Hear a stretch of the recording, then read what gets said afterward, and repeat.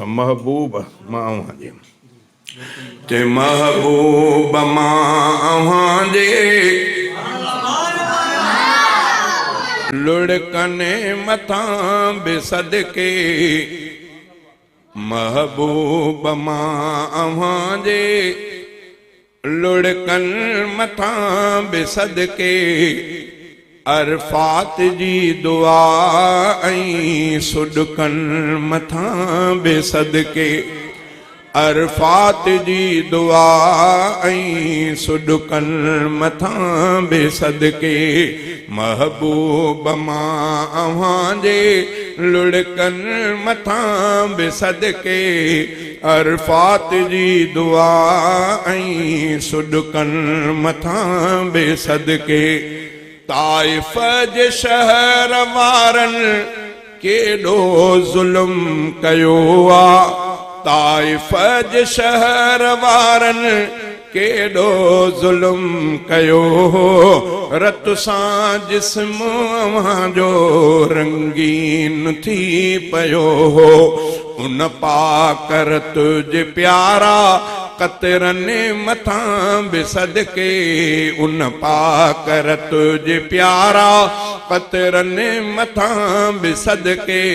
अरफात जी दुआ ऐं सुडकन मथां बि सदके चेहरे ते ज़ालिमन जो धक तीर जो हयो हो चेहरे ते ज़ालिमन जो धक तीर जो हयो हो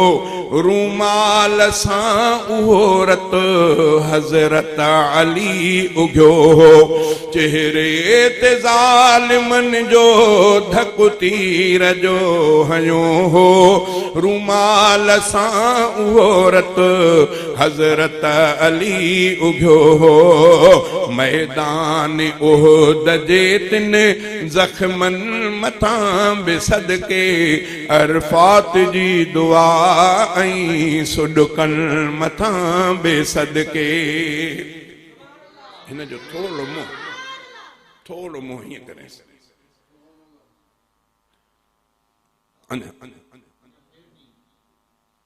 महबूब मां जे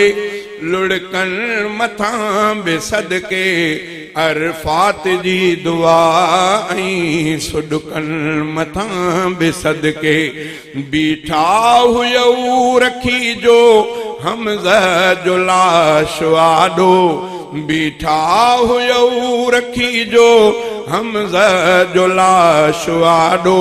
इन दुख जो थियो त हूंदो फलकन मथां पढ़ाॾो सिर साह मुंहुं जो एडने सदमन मथां बि सदके मैदान उहद जे तिन ज़ख्मन मथां बि सदके अरफात जी दुआ ऐं सुडकन मथां बि सदके अरफात जी दुआ ऐं सुडकन मथां बि सदके हिक पासे शान एॾो फलकन मथां घुमो पिया हिक पासे शान एॾो फलकन मथां घुमो पिया ऐं ॿिए तरफ़ तॾे ते सारी उमिरि सुम्हो पिया रहमत जितने रुमोज़न राज़न मथां बि सदके अरफात जी दुआ ऐं सुडकन मथां बि सदके महबूब मां जे लुड़कन मथां बि सदके अरफात जी दुआ ऐं सुडकन मथां बि सदके नालो मिठो मोहम्मद जंहिं शेर में लिखियो वियो कंहिं धुन में शेर ॻाए स्टेज ते चयो वियो हसनी मशाइरीअ जे उन फन मथां बि सदके